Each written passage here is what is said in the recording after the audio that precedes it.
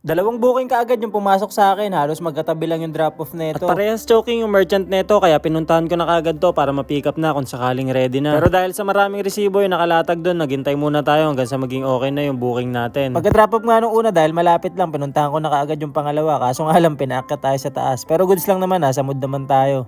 May times talaga na sinisipag ako umakyat. Pero pag tinatamad ako, pinapababa ko yung customer. Pero dahil sinisipag tayo ngayon, saan na ba yun? Pinakit ko.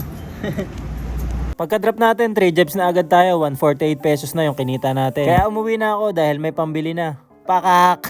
De, oras talaga yan ang pagpapahinga natin. At itong oras na to, alas 5 na ng hapon, lalabas na ulit tayo. Nagkapilang muna ako. Doon ko kasi nakikita na mas okay yung katawan ko kapag ka nagpapahinga. Kaya ko naman siya isagad ng dire-diretso, pero mas gusto ko yung magpahinga kaysa magkasakit. Dito na ulit tayo pumesto sa may hagdan dahil walang upuan yung mga Grab dito sa may Ayala Malls. Pero pinasukan din naman ako agad ng Grab Express, pipick upin dito sa may Mercury Drug. Pwede po kayo umorder ng gamot via online, tapos kami na lang pipick up, ihatid namin sa inyo. Akala ko sa Mercury mismo yung pipick upin, yung mga gamot.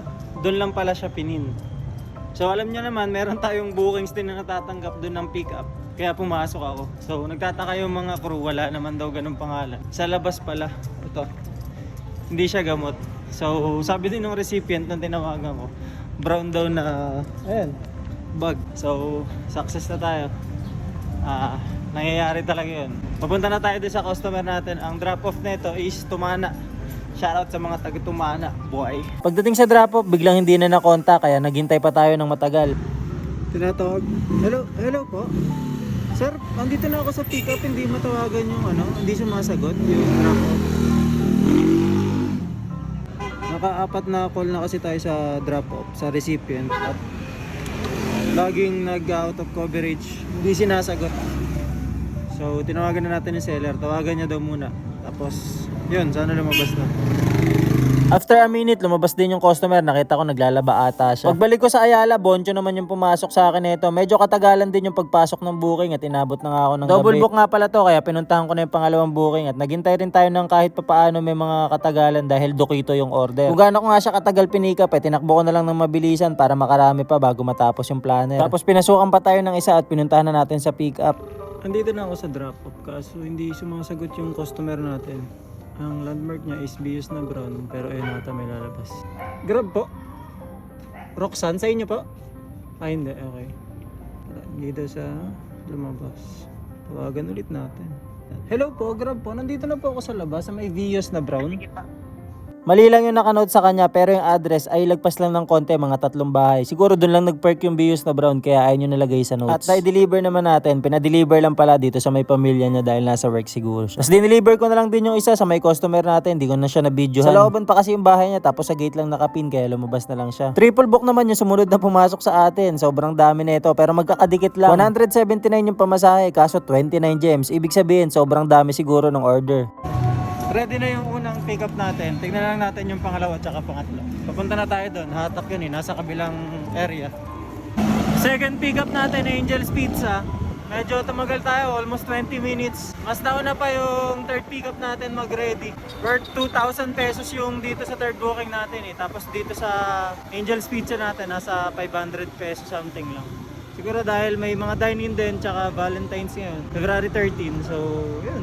Kaya ayun yung reason siguro ba't matagal. Ganun lang, mabilis lang, halos wala pa 1 minuto, papunta na tayo sa first delivery. Hindi ko na na-videohan yung mga deliveries natin at nag-offline na ako dahil 1 hour break ako pag ganitong oras. Umuwi muna ako para magkape or kakain kung sakaling nagugutom. Tapos babalik na lang ako sa Ayala ng mga bandang 9 PM para sa mga tira-tirang booking dahil wala na masyadong rider dito sa Ayala. Hinihintay namin kung kanino nga ba maswerte papasok at swerte pumasok naman sa atin isang Starbucks. Pagka-deliver ay lumipat na ako ng pwesto ko agad dito sa may McDo, sa may CNB Mall lang din. Kaso wala rin talagang booking kaya nag-ikot na lang ako hanggang sa makarating ako dito sa may Marikina, sa may Tulay. Start na rin to ng planner hanggang sa makarating ako dito sa may Hill Fernando. Ito yung pinakadulong side ng planner kaya halos wala rin booking talaga. Nahati na rin kasi ito sa side ng QC Marikina at Marikina Rizal yung planner natin. Yung options ko sana hindi na magpa-planner since kahapon din or kagabi tinumal ako. So nag-base ako kanina sa lakas ng biyahe. Nung 5 to 8 planner, nung bago matapos yung planner, lumakas. So naisip ko mag-planner. Ito, inabot. Wala, ganun talaga. Diskarte na lang kung paano magkaka-booking. Ikot-ikot, ganun. Tambay-tambay kung san-san.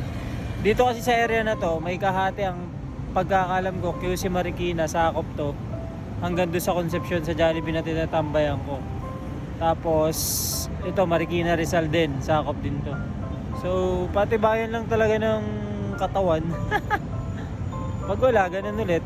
Tambay lang ulit kung san-san. Ang malas nga lang dahil biglang umambon. Kaya wala talaga akong choice kundi umuwi. Dahil kahit pa paano, naging okay naman yung biyahe. Medyo may katumala na nga lang ng mga OT time natin. Kaso wala, ganun talaga.